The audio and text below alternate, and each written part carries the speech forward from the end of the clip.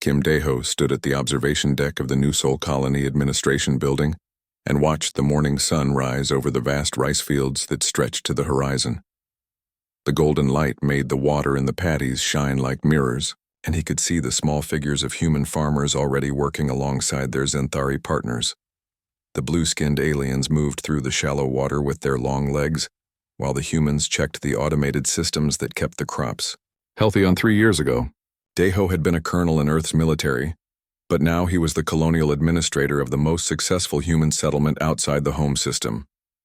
New Seoul was home to 2.3 million humans who had come here seeking peace after the wars that had torn Earth apart for so many centuries. The planet Kepler 442b had been perfect for them with its mild climate and rich soil that could grow almost anything they planted. Lee So-min knocked on his office door and entered with a smile on her face. She was the colony's chief diplomat and had just returned from the space station, where she had been negotiating trade agreements with 3 different alien species. Her black hair was still damp from the decontamination process that all visitors had to go through when they came back from dealing with aliens. "The Korthek want to double their food orders," she said as she sat down in the chair across from his. "They say our rice is the best they have ever tasted and they want to start buying our vegetables too." Daeho nodded and made a note on his tablet. The Korthek were a peaceful trading species that lived on desert worlds and had trouble growing their own food. Trading with them had brought a lot of wealth to New Seoul and had helped establish humans as reliable partners in the galactic community. "What about the Vexin?" he asked. "They want us to mediate their dispute with the hegemony again," So-min said with a sigh. "The Vexin think the hegemony is trying to take over their mining rights in the Cetus sector. The Hegemony Alliance was a group of powerful alien species that controlled a large part of the galaxy. They claimed to be bringing civilization and order to younger species, but many aliens feared them. The humans of New Seoul had stayed neutral in galactic politics and had built a reputation as fair mediators who could help solve problems between different species. "Set up a meeting," Daeho said. "We need to keep our reputation as peacemakers if we want to keep trading with everyone." So-min left his office and Daeho went back to looking out the window. In the distance, he could see the industrial district where Park Ji-woo was working on the latest terraforming project. The young engineer had designed a new atmospheric processor that could turn the planet's thin air into something more like Earth's atmosphere. Ji-woo worked with alien scientists from 6 different species, and their cooperation was a perfect example of what humans wanted to achieve in the galaxy. The communication system on his desk buzzed and Daeho saw Admiral Choi Min-ho's face appear on the screen. Min-ho commanded the 3 patrol ships that protected New Seoul, and he looked worried. "Sir, we have incoming ships," Min-ho said. "A lot of them." Daeho felt his stomach drop. "How many?" 50 ships, sir. All hegemony design. They just came out of hyperspace and they are not responding to our communication attempts." Daeho had been a soldier for 20 years before coming to New Seoul, and he knew what 50 warships meant when only 3 patrol ships stood against them. The colony had always known this day might come, but they had hoped their reputation as peaceful traders would protect them. "Battle stations," Daeho said, even though he knew it was hopeless. The 3 human patrol ships were old designs that had been built for policing trade routes, not fighting wars. They carried light weapons and weak shields that would not last long against hegemony dreadnoughts. He activated the colony-wide communication system and his voice echoed through every building and farm on New Seoul. "All citizens, this is Administrator Kim. We have incoming hostile ships. Please move to the underground shelters immediately. This is not a drill." The response was immediate and orderly. The colonists of New Seoul had practiced evacuation drills many times and they knew exactly what to do. Families gathered their children and moved quickly to the reinforced bunkers that had been built under every major building. The farmers in the fields abandoned their work and headed for the nearest shelter. But Daeho knew the shelters would not help if the hegemony decided to use orbital bombardment. The bunkers could protect people from radiation and debris, but not from the kind of weapons that could crack a planet's crust. The hegemony fleet moved into orbit around New Seoul and finally responded to the human communications. The face that appeared on Daeho's screen was that of Commander Veltar, an Altarian with gray skin and 4 arms who was known throughout the galaxy as one of the hegemony's most effective military leaders. "Human colony New Sol," Veltar said in perfect but cold English. "You have been designated as a threat to galactic stability. Your species has been classified as genetically aggressive and unsuitable for integration with civilized society." Deho stared at the alien commander. "What are you talking about? We are peaceful traders. We have never attacked anyone." "Your genetic analysis shows predatory behavior patterns," Veltar continued as if Deho had not spoken. "Your homeworld Earth has been classified as a death world, and your species shows all the markers of apex predators. The Galactic Council has authorized your removal for the safety of all civilized species." "The Galactic Council would never authorize genocide," Somin said, as she rushed into Deho's office. She had been monitoring the communication and her face was pale with shock. Veltar made a sound that might have been laughter. "The Council was not consulted. The hegemony has determined that humans pose an unacceptable risk, and we are acting to protect galactic civilization. You have 1 standard hour to surrender for humane processing." The communication ended and Deho sat in silence for a moment. Humane processing meant death, and everyone in the room knew it. The hegemony was not interested in capturing prisoners or relocating the colonists. They intended to kill everyone on New Sol and probably claim it was necessary to prevent humans from spreading throughout the galaxy. "Sir, what are your orders?" Minho asked through the communication system. Deho looked at the faces around him. So-Min, the diplomat who had worked so hard to build bridges with alien species, the technicians who monitored the colony's systems, the security officers who had never expected to face a real war. All of them were looking to him for answers he did not have. "Fight," he said quietly. "We fight." He opened a communication channel to Earth and began recording a message that he knew would be his last. The transmission would take months to reach the home system, but it had to be sent. "Earth Command, this is New Sol Colony Administrator Kim Deho. We are under attack by hegemony forces. 50 ships against R3. They claim humans are genetically aggressive and unsuitable for galactic society. They have given us 1 hour before they begin what they call humane processing." He paused and looked out the window at the rice fields where human farmers and alien partners had worked together in peace for years. "They are not giving us a choice. Remember us, but more importantly, remember why we left Earth. We came here to prove humans could be peaceful. We built something beautiful with aliens who trusted us. The hegemony is going to destroy it all because they fear what humans might become." He ended the recording and sent it toward Earth along with all the tactical data about the hegemony fleet that his sensors could gather. Maybe the information would be useful someday. The hour passed quickly and then the bombardment began. The first energy beams from the hegemony fleet lit up the sky above New Sol like deadly lightning. Commander Veltar watched from the bridge of his flagship as the orbital bombardment began with precise military efficiency. The alien commander had ordered his ships to target all population centers first, then move to the industrial and agricultural areas to ensure complete sterilization of the human infestation. Dr. Yang Su-jin was in the underground xenobiology research lab when the ceiling began to shake. She had been studying soil samples from the rice fields trying to understand how human and Xanthari farming methods worked so well together.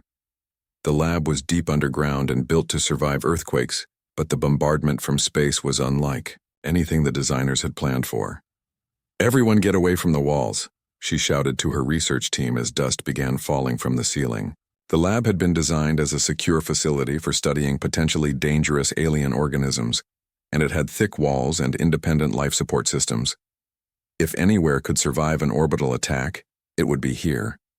Su-jin grabbed her recording equipment and began documenting what was happening. As a scientist, she knew that someone had to record this atrocity, even if no one would survive to see the recordings. She set up cameras at different angles and activated all the lab's external sensors to capture as much data as possible about the hegemony attack. On the surface, Admiral Choi Min-ho's 3 patrol ships tried desperately to protect the colony, but they were completely outmatched. The human ships had been designed for police work and cargo escort missions, not military combat. Their weapons barely scratched the shields of the massive hegemony dreadnoughts, while return fire from the alien ships tore through the human vessels like paper. Minho watched his first ship explode in a ball of fire and knew that resistance was hopeless, but he continued to fight anyway. The patrol ship Sejong limped through space with half its systems offline, trying to draw fire away from the colony surface. Minho had served with distinction in Earth's military before taking command of the Colonial Defense Force, and he understood that his job was not to win, but to buy time for civilians to reach shelter. The second patrol ship Chosun made a desperate attack run directly at Veltar's flagship. The human captain rammed his damaged vessel into the alien dreadnought at maximum speed, hoping to inflict some damage before dying. The explosion briefly overwhelmed the hegemony ship's shields, but caused no significant damage to its massive hull. Commander Veltar watched the human ships die with professional interest rather than emotion. He had fought many species during his career with the hegemony, and humans were proving to be about average in their military capabilities. They showed courage, but lacked the technology and numbers to pose any real threat to his fleet. Continue. Bombardment of population centers, he ordered his subordinates. I want complete sterilization within 6 hours. In her underground laboratory, Dr. Sujin watched the external camera feeds as the cities of New Seoul burned. The hegemony ships were using focused energy weapons that could punch through meters of concrete and steel. The civilian shelters that had been designed to protect against natural disasters were completely useless against military weapons designed to crack planetary defenses. She watched families running through the streets trying to reach shelters that no longer existed. She saw the agricultural districts where humans and aliens had worked together being systematically destroyed by orbital fire. The rice fields that had fed dozens of worlds were turned into seas of flame and poisoned earth. But what disturbed Sujin most was the methodical way the hegemony conducted their attack. This was not the random destruction of an angry enemy, but the careful work of extermination experts. The aliens were taking samples of human genetic material and recording behavioral data, even as they killed everyone on the planet. They are studying us, she whispered to her recording equipment. This is not just murder, it is research. They want to understand how humans fight and die so they can do this more efficiently to other human colonies. The hegemony ground forces landed after the orbital bombardment had destroyed most of the surface installations. Veltar had ordered complete documentation of human behavior during the extermination process, and his soldiers moved through the ruins with scientific precision. They collected tissue samples from the dead and recorded everything about human defensive positions and tactics. Sujin watched through hidden cameras as hegemony soldiers found groups of survivors and killed them while taking detailed notes about human psychology under extreme stress.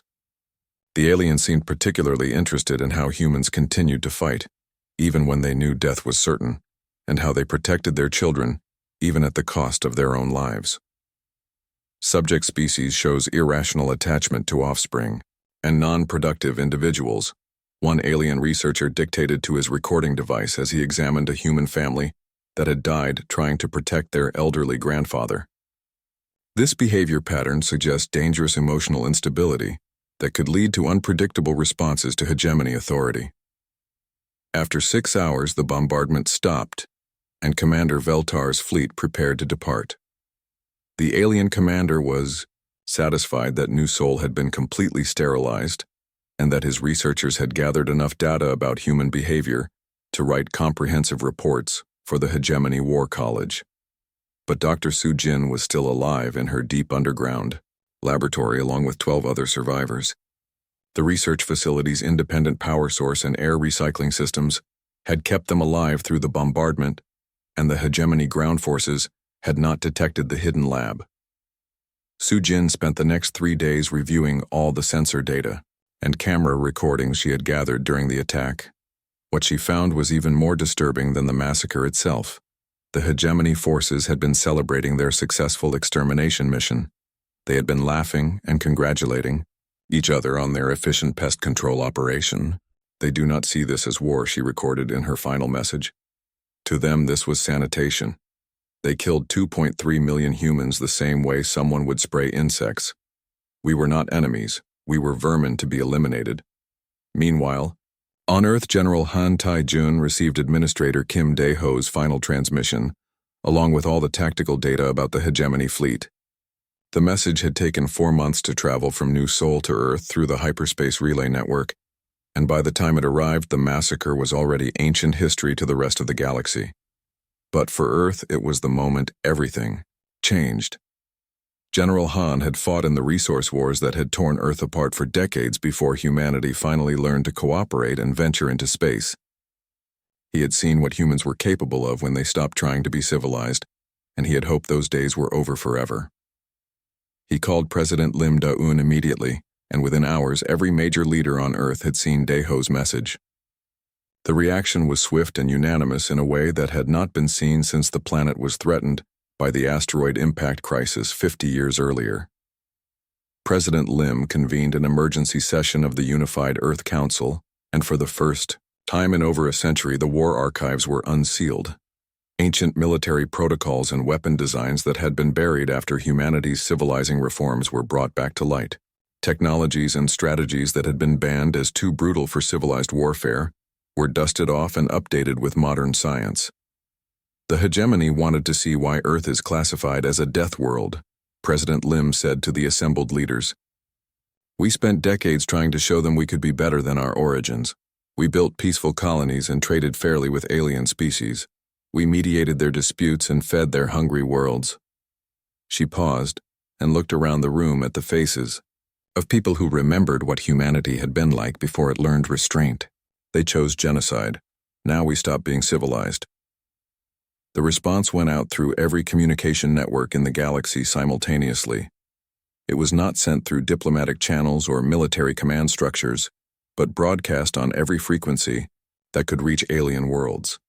The message was simple and direct, and it reached every species in known space within hours. This is Earth to all alien civilizations. The human colony of New Seoul has been destroyed by hegemony forces.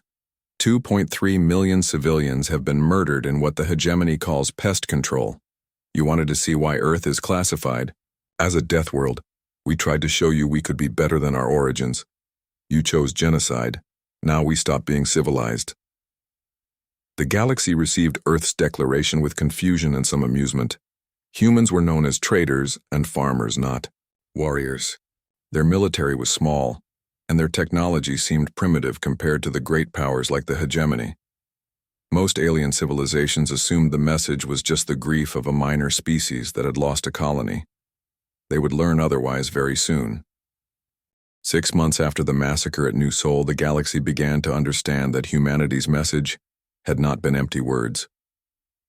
Admiral Song Hyun-woo stood on the bridge of the warship Incheon and watched as his fleet prepared to drop out of hyperspace near the hegemony border outpost at Rigel 7.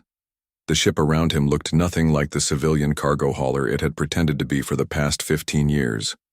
The transformation had taken only 3 days, once Earth Command gave the activation orders. Hidden weapon systems emerged from concealed compartments, while the ship's engines revealed their true power output. The Incheon had been disguised as a grain transport, but it was actually a heavy cruiser equipped with weapons that no civilized species would consider building. All ships report ready for combat, sir, Commander Ko Min-seo said from her position at the tactical station. She had spent 10 years pretending to be a cargo ship navigator while actually serving as a military intelligence officer. Like thousands of other humans throughout the galaxy, she had been waiting for orders that she hoped would never come. Song looked at the tactical display showing his fleet of 30 ships, all of which had been masquerading as civilian vessels. Mining ships revealed themselves to be destroyers equipped with asteroid-cracking weapons. Research vessels showed their true nature as electronic warfare platforms designed to blind and confuse enemy sensors. Even the small passenger shuttles carried weapons that could cripple much larger ships. Begin attack. Song ordered, and his fleet dropped out of hyperspace directly on top of the hegemony outpost. The aliens at Rigel 7 had no warning and no time to prepare defenses. Their sensors had detected the approaching fleet, but identified the ships as civilian cargo haulers and passenger transports. The hegemony garrison consisted of 12 patrol ships that were designed to intimidate pirates and smugglers, not fight. A real military force. Commander Ko's ship the Soul opened fire first with weapons that should not have existed on a passenger transport. The kinetic projectiles were chunks of asteroids accelerated to 30% of light speed, and they struck the hegemony ships with the force of nuclear explosions. The alien vessels disintegrated instantly, leaving nothing but glowing plasma clouds. Enemy fleet destroyed, Sir, Ko reported. No survivors. But Song was not interested in destroying ships.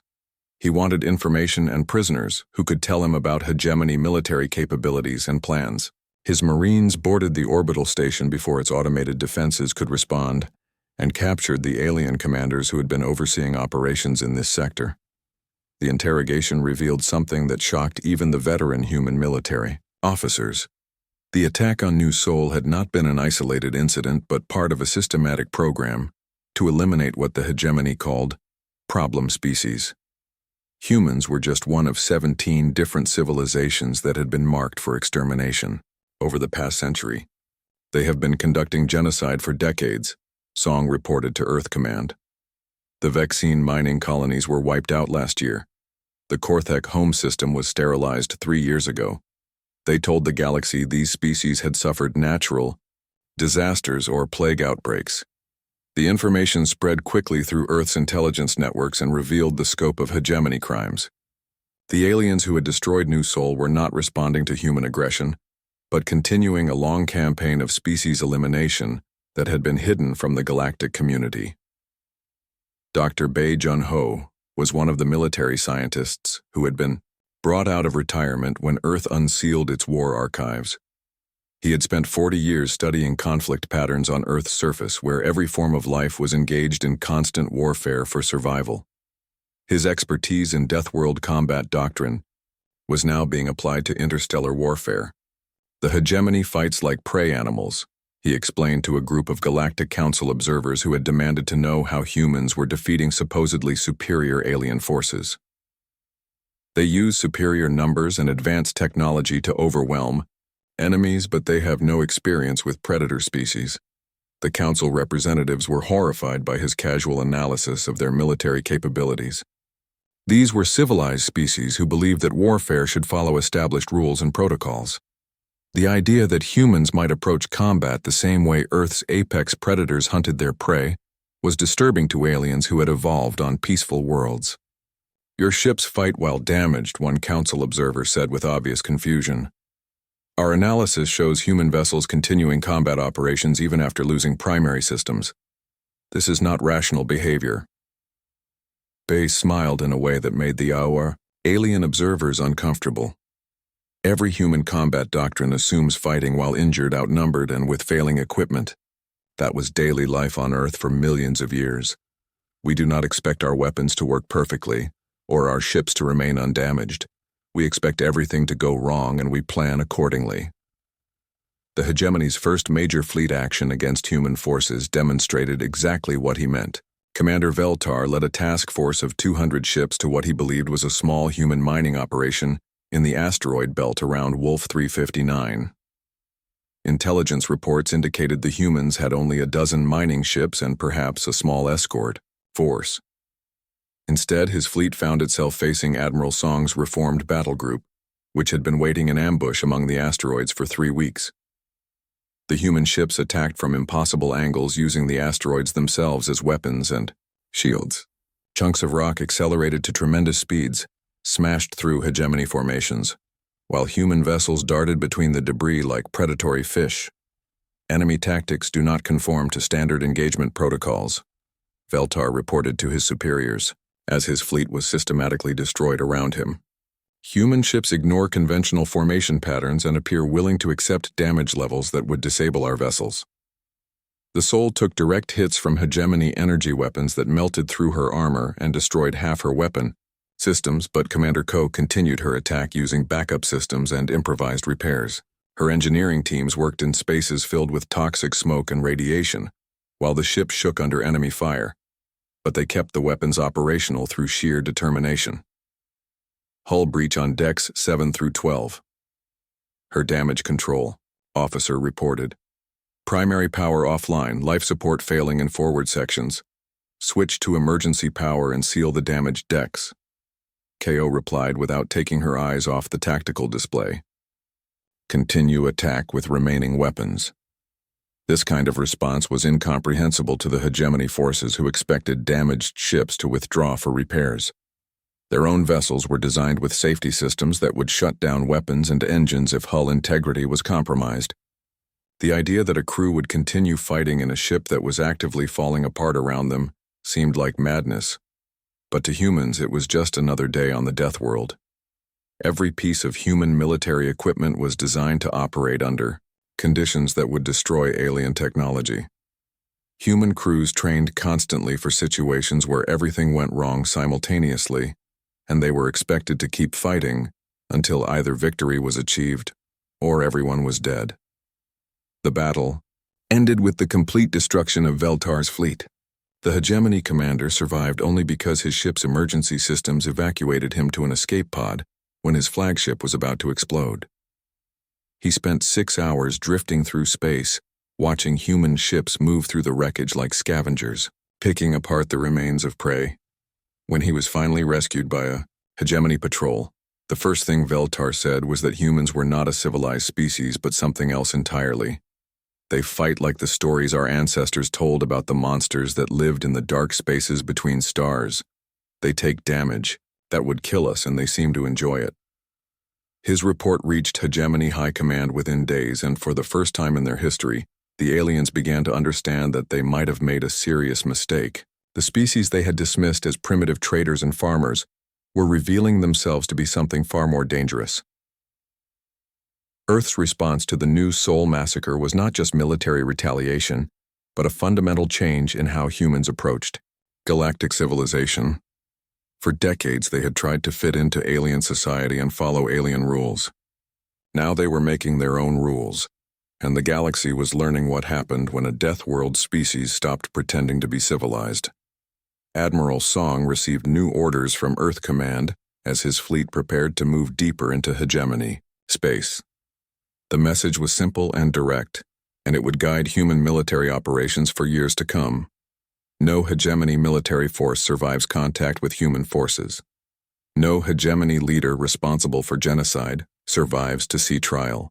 No hegemony world that supported the extermination program remains capable of supporting military operations. Make them understand the price of genocide. The galaxy was about to learn what total war meant to a species that had evolved on a planet that actively tried to kill them every single day for millions of years. 1 year after the massacre at New Sol, the Galactic Council convened an emergency session to address what they called the human problem. Representatives from 47 different species gathered at the neutral station of Concordia Prime to discuss the growing conflict between humanity and the Hegemony Alliance. Many of them had watched human military operations with growing alarm and wanted to find a diplomatic solution before the war spread to other sectors. Ambassador Nam Ji-wan represented Earth at the emergency session, and her response to the Council's mediation attempts was uniform and unwavering. She had been a career diplomat before the New Sol massacre, but the deaths of 2.3 million civilians had changed her perspective on galactic politics forever.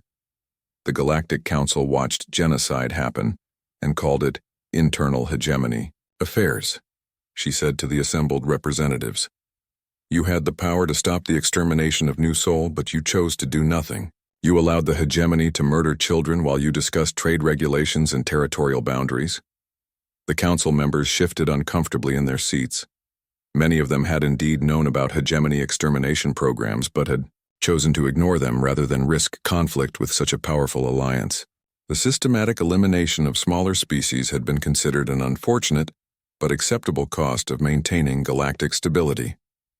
We are prepared to negotiate a peaceful resolution, said Councillor Thexdar of the Altarian Federation. Surely humanity does not want to destabilize the entire galaxy over one colonial incident. Nam's expression remained cold and professional, but her words carried the weight of Earth's absolute commitment to this war. You call the murder of 2.3 million humans a colonial incident. This is why diplomacy has failed. You do not understand what you are dealing with. She activated a holographic display that showed the current status of human military operations throughout hegemony space. Red markers indicated destroyed hegemony installations, while blue markers showed human forces advancing deeper into alien territory with each passing day. Earth's terms are simple, Nam continued. Complete surrender of all hegemony leadership responsible for genocide programs, full reparations for New Sol and all other species destroyed by hegemony forces. Formal recognition that any future genocide will trigger immediate human military response. These terms are not negotiable. The council representatives began arguing among themselves about the impossibility of forcing the hegemony to accept such terms, but Nam interrupted their debate with information that silenced the entire chamber. You seem to believe this is a conflict between equals that can be resolved through compromise, she said. Let me show you what humanity has been doing for the past year. The holographic display changed to show a tactical analysis of human operations that revealed the true scope of Earth's military capabilities. What the galaxy had seen so far was not humanity's full strength, but merely the opening moves in a campaign designed to completely eliminate the hegemony as a military power. We have been establishing research stations and mining operations throughout the galaxy for decades, Nam explained. Every system with strategic value now contains human assets that were disguised as civilian installations. Every major trade route is monitored by human intelligence networks that you believed were commercial enterprises. The implications were staggering. Humanity had been quietly preparing for interstellar warfare, while maintaining the facade of peaceful traders and farmers. The galaxy's intelligence services had completely failed to detect what amounted to the largest military buildup in recorded history. Captain Quan Subin was demonstrating exactly how those hidden assets operated as she led a strike team against a hegemony command vessel in the Vega system. Her mission was not destruction, but capture. Earth Command needed detailed information about hegemony military plans and capabilities if they were going to prosecute this war efficiently. The target was the dreadnought Hegemony Fist, commanded by Admiral Zexthor, who was responsible for coordinating military operations across 3 sectors. The ship carried the complete battle plans for hegemony defensive strategies and would provide invaluable intelligence if captured intact. Subin's approach to the mission would have been considered impossible by any civilized military force. Her team had spent 6 weeks disguising themselves as space debris, drifting through the shipping lanes near Vega. They had endured conditions that would have killed most alien species while waiting for the perfect moment to strike. Target acquired.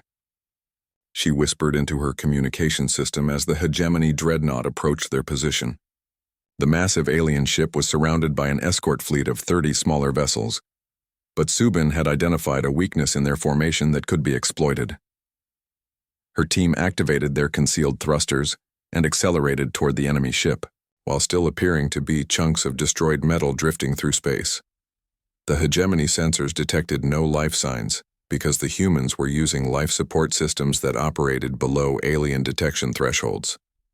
The boarding action began when Subin's team attached magnetic charges to the dreadnought's hull and blew a hole directly into the ship's command center. The human Marines poured through the breach wearing combat armor designed for fighting in damaged ships with failing life support systems. Admiral Zexthor's security forces responded quickly, but they were not prepared to fight enemies who seemed indifferent to the toxic atmosphere and radiation that filled the damaged sections of the ship. The humans moved through areas that should have been lethal, while the alien defenders were forced to retreat to sections with intact life support. Surrender your command codes and you will be treated according to galactic conventions, Subin said to the alien admiral after her team had captured the ship's bridge. Zexthor stared at the human officer with a mixture of fear and confusion. You attacked through sections of the ship that should have killed you. How are your people still alive? Subin's smile was visible through her helmet visor. We come from a planet that tries to kill us every day. A little radiation and toxic gas is not going to stop us. The captured intelligence revealed something that shocked even Earth's military leadership. The hegemony had been preparing to use civilian shields in their defense of core worlds. They planned to surround their military installations with captured colony ships filled with prisoners from conquered species. Fleet Admiral O Minjai read the intercepted battle plans with growing anger. The aliens who had committed genocide At New Sol, we're now planning to use innocent civilians as human shields to protect their own military forces. They think we will not attack through civilians to reach military targets, he said to his staff officers. They do not understand that we learned total war on a planet where mercy was a luxury that got you killed. The Admiral activated Earth's most controversial military doctrine which had been developed during the Resource Wars, but never used in space combat. The Verdun Protocol was based on ancient Earth battles where human forces had deliberately accepted massive casualties to inflict proportionally greater losses on enemies. Any hegemony force that uses civilian shields will discover that humans will attack through their own people to destroy military targets. O announced to his fleet commanders, "We do not do this because we do not value innocent lives. We do this because we understand that allowing genocide to continue unchallenged guarantees more innocent deaths." The first test of this doctrine came at the Battle of Kepler 186, where a hegemony defense fleet surrounded itself with captured colony ships carrying over 1 million prisoners from 17 different species. The alien commanders believed that human forces would not risk killing so many innocents to reach military targets. They were wrong. O's fleet attacked through the civilian ships using precision weapons designed to disable life support systems without destroying the hulls. The human assault forces boarded each colony ship and evacuated the prisoners while continuing their advance toward the hegemony military vessels. "We are taking casualties, sir," reported Captain Lee Min-wook from the assault ship Busan. "The hegemony is firing through their own civilian shields to stop our boarding parties. Continue the advance." O ordered, "Evacuate as many civilians as possible, but do not let the enemy escape." The battle lasted 18 hours and resulted in the complete destruction of the hegemony defense fleet. Over 800 human Marines died evacuating civilian prisoners, but they saved 900,000 innocent lives and eliminated a major enemy force. The tactical victory sent a clear message to the galaxy about human determination. They will attack through anything to reach their objectives, reported the surviving hegemony officers. They accept casualties that would break any civilized force, and they seem to view their own deaths as acceptable losses if it advances their strategic goals. The Galactic Council received reports of the Kepler 186 battle with growing horror. The idea that any species would willingly sacrifice their own people to achieve military objectives was incomprehensible to civilizations that had evolved on peaceful worlds. But to humans, it was simply another application of Deathworld survival strategies. On Earth, predators that showed mercy to competitors were eliminated by natural selection. Species that could not make hard choices about acceptable losses went extinct. 3 years after the massacre at New Sol, the Hegemony Alliance ceased to exist as a military power. Director Shin Bo-ram stood in the ruins of the former Hegemony capital on Altair Prime and watched human engineering teams dismantling the last of the alien weapons factories. The massive industrial complexes that had produced warships for centuries were being converted into facilities that would serve the new galactic order.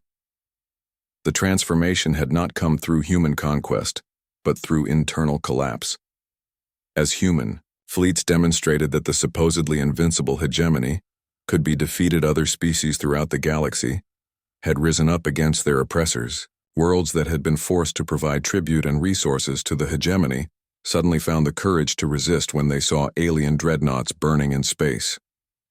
"The rebellion on Vega 7 has succeeded," reported Colonel Park Tae-min as he approached Shin's position near the former Hegemony Command Center. "The local population overthrew the occupation forces and declared independence. They are requesting human protection from hegemony retaliation." Shin nodded and made a note on her tablet. Similar requests were coming from dozens of worlds every day as the galactic balance of power shifted dramatically. Species that had lived in fear of hegemony extermination programs were finally free to govern themselves, but they needed protection from the scattered alien forces that still controlled some territories. "Send a patrol squadron to establish a monitoring station," she ordered. "Standard human protection protocol. Any attempt at genocide triggers immediate military response." The human protection protocols had been established after the first year of warfare, when it became clear that the conflict was not just about revenge for New Sol, but about preventing future genocides throughout the galaxy. The simple set of rules was now enforced by human military forces across hundreds of star systems. Any species that attempted systematic extermination would face immediate attack from human forces. Any government that ignored genocide would find that their supposedly civilian installations were actually human military bases. Any military force that used civilians as shields would discover that humans were willing to fight through their own people to reach their targets. The effectiveness of these protocols was demonstrated when the Korthek remnant attempted to eliminate the survivors of their species who had escaped previous hegemony persecution. Within hours of the first attack, human ships appeared in the system, and the Korthek military command found themselves facing Admiral Song's battle group. "This is Admiral Song Hyun-woo of the Earth Defense Force," came the transmission to the alien ships. "You have initiated genocide operations against Korthek civilians. Cease your attacks immediately or face total destruction." The Korthek commander made the mistake of believing that humans would negotiate. These are internal affairs of the Korthek species. Human forces have no authority in this system. Song's response was swift and absolute. "Genocide is never an internal affair. You have 30 seconds to withdraw, or we will demonstrate why Earth is classified as a death world." The Korthek fleet was destroyed in less than 10 minutes. The surviving alien officers were captured and transferred to the new War Crimes Tribunal that had been established on Luna to prosecute genocide cases. The civilian Korthek who had been targeted for elimination were relocated to protected worlds under human supervision. News of the incident spread throughout the galaxy within days, and the message was clear. The human promise to prevent future genocides was not an empty threat but an absolute commitment backed by military force that no other species could match. The Galactic Council attempted to reassert its authority by declaring humanity a rogue species and threat to galactic civilization. The Council had relocated its headquarters to a system far from human space, and was trying to organize resistance to what they called human imperialism. Admiral Jang Tae-woo's response was to release complete tactical analyses of every major galactic military force along with footage from the New Seoul massacre. The information package was broadcast on every communication network in known space, and made it clear that human military superiority was not temporary, but permanent. Council members who voted to ignore the New Seoul genocide, Jang announced. In his broadcast, "Your military capabilities have been analyzed and found inadequate. Your fleets exist only because we have chosen not to destroy them. Your worlds remain independent only because we do not seek conquest, but only the prevention of genocide." The tactical data showed exactly how human forces would destroy each council members' military if they chose to continue their resistance. The analysis was so detailed and accurate that several species immediately withdrew from the council and began negotiating separate agreements with Earth. "We do not want to rule the galaxy," Jang continued. "We want to ensure that what happened to New Seoul never happens again. Any species that can accept this goal will find humans to be reliable allies. Any species that cannot accept this goal will discover what happens when apex predators stop being civilized." Colonial Governor Park So-jung established the New Seoul Memorial Colony on the ruins of the original settlement as a reminder of the price of genocide. Unlike the peaceful agricultural community that had existed before, the new colony served as humanity's primary military base in the sector and a training center for species that wanted to learn human defensive tactics. The memorial itself was simple but powerful. 2.3 million stones arranged in perfect rows, each one representing a human life lost to hegemony genocide. Alien diplomats and military officers were required to walk through the memorial before any negotiations with human representatives could begin. "Every stone represents someone who came to the galaxy seeking peace," Park would tell visitors as she guided them through the memorial. "They left Earth to prove that humans could be civilized partners in a galactic community. The hegemony murdered them for the crime of existing." The memorial served its purpose by ensuring that no one who dealt with humanity could forget why the war had started.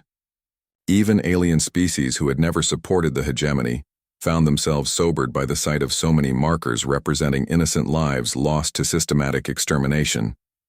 But the memorial also served as a warning.